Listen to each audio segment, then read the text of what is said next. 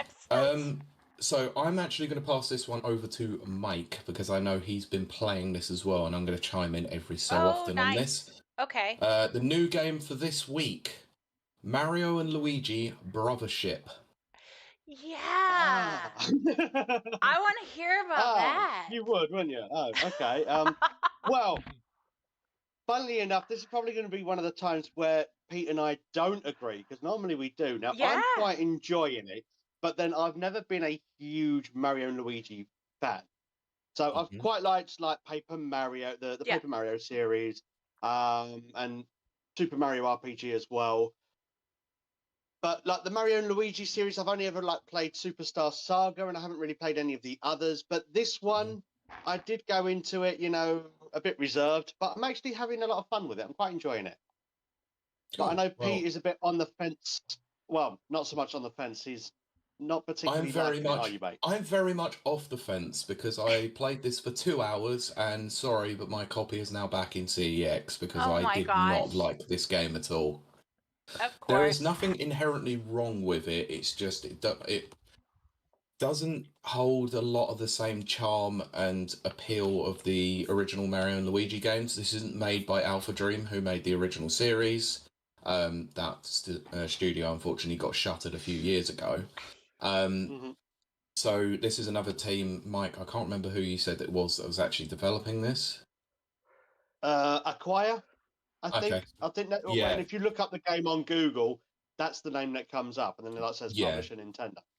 Okay, so they've changed some of the controls in this. It doesn't feel quite the same. I know VG Mobster in the chat has said that he loves the art style to this game. That was actually one of the things that put me off from the trailers. I didn't like the art style to it.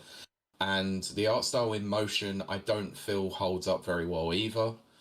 It is an interesting area that you play in. So basically, you get transported to another world, but the world has actually been disconnected through a tree system that they have, and you have to go back and go onto different areas to try and reconnect it onto the main ship that you're on, which holds the world tree, isn't it, or the connecting tree, or connector, I think it's called, isn't it? Yeah. So the level design it's okay, I guess. It's bright and colourful at least, but I just think the battle system, like, whilst it is interesting and a lot of it's all command based, all prompt based, it's fine.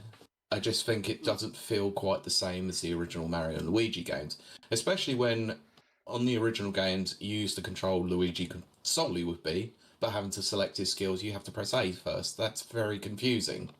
Yeah, Very I've heard that weird. a lot in recent reviews and things about the controls being a bit fickle with because of that sort of selection method. Yeah, and it used to be the case that the hammers were controlled solely on the shoulder buttons, but actually they've put them on the face buttons this time. It takes a lot of time to get used to. Doesn't feel quite right to me. So there was a lot of problems that I had with the game, but the main concern that I had with this is that it just wasn't very interesting. And it's a bit of a letdown. I'm not going to lie. At 40 quid, I didn't think this was worthy of the purchase, and I couldn't see myself getting into it, so I just went, no, I'm done with this. I can't play anymore. I tried. I mean, that is understandable, mate. That is understandable. I mean, I'm going to give it a little bit more as well, because I've finally beaten like one of the first bosses of the game, and I learned a few more of the mechanics to it. But I mean, I get where you're coming from with it as well, because I'm not feeling so much the story. I'm not feeling so much like the NPCs and the characters and all that. I'm not really a big fan of their designs.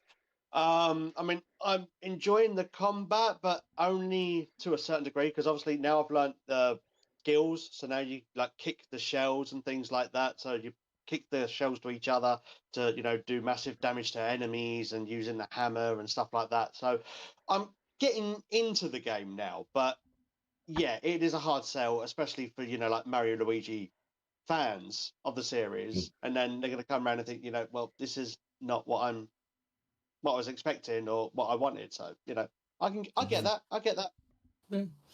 Yeah. It's fine to disagree, of course. I'm glad that you're getting a lot more enjoyment out of the game than I did, but I just couldn't get into it. I tried my best, and it was bought on a whim. I just saw it on a decent deal and just bought it and tried it.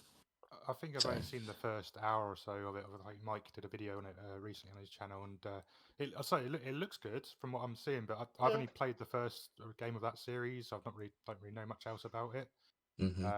But to me, I always love Paper Mario more than I love the Mario and Luigi games, kind of thing. So I'm sort of stuck in I much prefer those sort of games. But same here. I can see the sort of how the problem with the latest Paper Mario series is the battle system doesn't seem to work. So is the battle system in this game sort of is it problems in that sort of side as well, and the way it plays, or?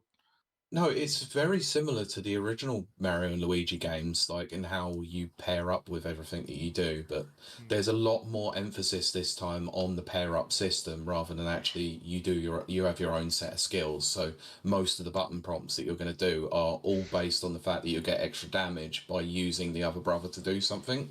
Okay. That was never necessarily a thing unless you use badge points, in the previous games.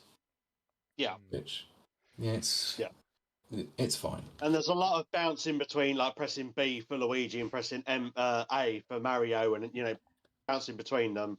Yeah. I mean, it is a bit more forgiving on the prompts, so you do have like a good half a second to actually press the button, which is a lot more forgiving than, like, for example, in like Paper Mario: The Thousand Year Door, where you have this tiny, tiny little window of opportunity to, do an extra damage and that kind of thing.